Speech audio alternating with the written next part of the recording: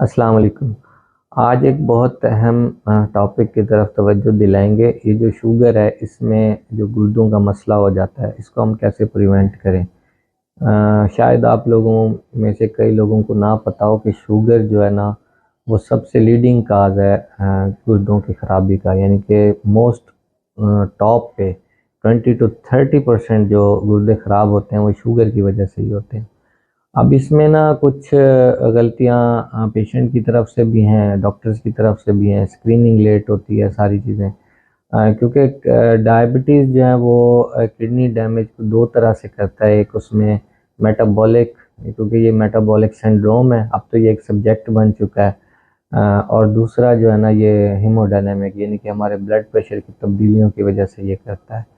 अब उसमें ये नेफ्रोपैथी इस तरह करवाएगा कि मेटाबॉलिक में जो बेसमेंट मेम्ब्रेन है उधर डेपोजिशन करवाता है, हाइपर फिल्ट्रेशन करवाता है। हाइपर फिल्ट्रेशन से बेसिकली जो है ना, माइक्रो एल्बुमिन यूरिया, यानी जो प्रोटीन लॉस है गुर्दों से, जो प्रोटीन खारिज होती है वो बढ़ जाती है, और जिसकी वजह से किडनी डैमेज होता है। और दूसरा हीमोडायनेमिकली, यानी कि ब्लड प्रेशर की तब्दीलियाँ, ये रास एक्टिवेशन, यानी रेनिन एंजियोटेंसिन एक सिस्टम होता है जिससे पानी और नमक की ज़्यादा अब्जॉर्प्शन होती है और ब्लड प्रेशर बढ़ जाता है, और उसकी वजह से ये रीनल डैमेज होता है और पेशेंट को सीकेडी की तरफ चले जाते हैं।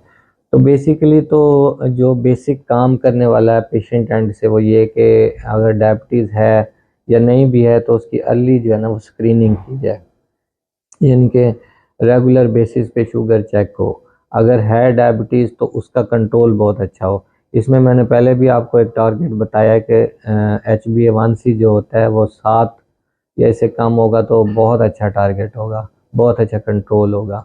अब इसमें जो दूसरी चीज़ है कि स्क्रीनिंग हम किस तरह करें। स्क्रीनिंग में 2 टेस्ट आप रेगुलरली, यानी कि 1 महीने बाद, 2 महीने बाद ये कराते रहने चाहिए, ताकि इससे एक आइडिया हो जाता है कि मेरे गुर्दे कहीं ख़राब तो नहीं हो रहे शुगर की वजह से। एक तो बहुत अच्छा कंट्रोल कर लिया, दूसरा टेस्ट करा रहे हैं आप, तो फिर मसले मसाइल कम पैदा होंगे। अब टेस्ट में सिर्फ 2 बेसिक टेस्ट हैं, एक पेशाब का टेस्ट यूरिन कंप्लीट, और एक RFT। अब यूरिन कंप्लीट में डेफिनेटली पता चलता रहता है कि कोई एल्बुमिन यूरिया शुरू तो नहीं हो गया, या कोई एक्टिव यूरिनरी सेडिमेंट है, कोई पेपिलरी नेक्रोसिस की वजह से कोई खून तो नहीं आ रहा, तो उससे ये पता चल जाएगा। और RFT डेफिनेटली वो यूरिया और क्रेटिनिन हमें बता देगा। अब इसमें आपने गुर्दों की बीमारी से बचना कैसे है, एक तो वही स्ट्रिक्ट BSR जो शुगर का कंट्रोल है वो रेगुलरली चेक करें।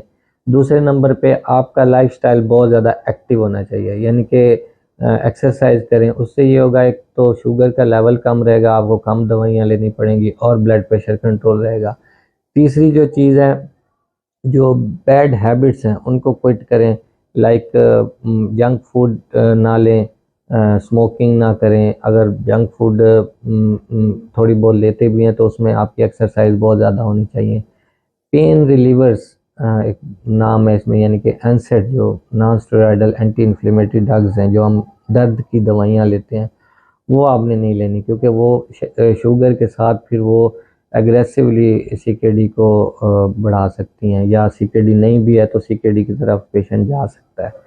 और इंटेंसिव इसमें ब्लड प्रेशर आपका कंट्रोल होना चाहिए। इसमें 3 मैं आपको एक ऐसी बातें बताने जा रहा हूँ जो कि अब रिसर्च बेसिस पे आ गई हैं, और ये 3 बातें ऐसी हैं कि जिससे आप अपने गुर्दों को बिल्कुल ठीक रख सकते हैं।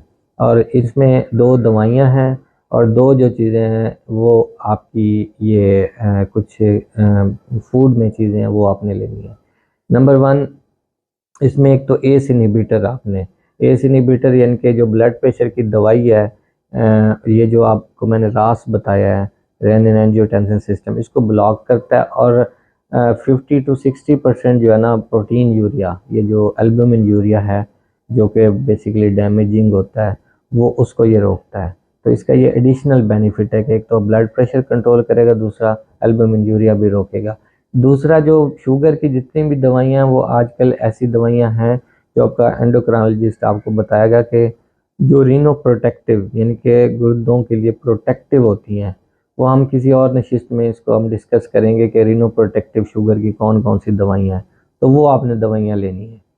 तो ब्लड प्रेशर शुगर की एक तो दवाई, और दूसरी जो चीज़ है वो है फूड। उसमें थायामीन जो B1 है विटामिन, ये एक रिसर्च आई है कि ये आप जितना ज़्यादा लेंगे तो ये 60 to 70% एल्बुमिन यूरिया को कम करने में मदद देती है। अब इसमें ये कौन कौन से रिच सोर्सेज, लिग्यूम्स हो सकते हैं, पीज हो सकते हैं, ब्लैक लिग्यूम्स जो हैं, और पोल्ट्री प्रोडक्ट्स होती हैं, इनमें जो है ना वो ज़्यादा B1 की, और सलमॉन फिश है उसमें भी जो है ना B1 की ज़्यादा मिकदार होती है। फिर एक होती है सोलोडेक्साइड, ये भी एक ड्रग है। ये इसका भी एक 2-3 ट्रायल्स इस पे हुए हुए हैं कि बहुत ज़्यादा ये जो है ना वो प्रोटेक्टिव है एल्बुमिन यूरिया के लिए। तो ये सारी चीज़ें आप करके तो अपना जो किडनीज़ के फंक्शन हैं उनको नॉर्मल रख सकते हैं, डिस्पाइट आपको शुगर या ब्लड प्रेशर है फिर भी। Thank you.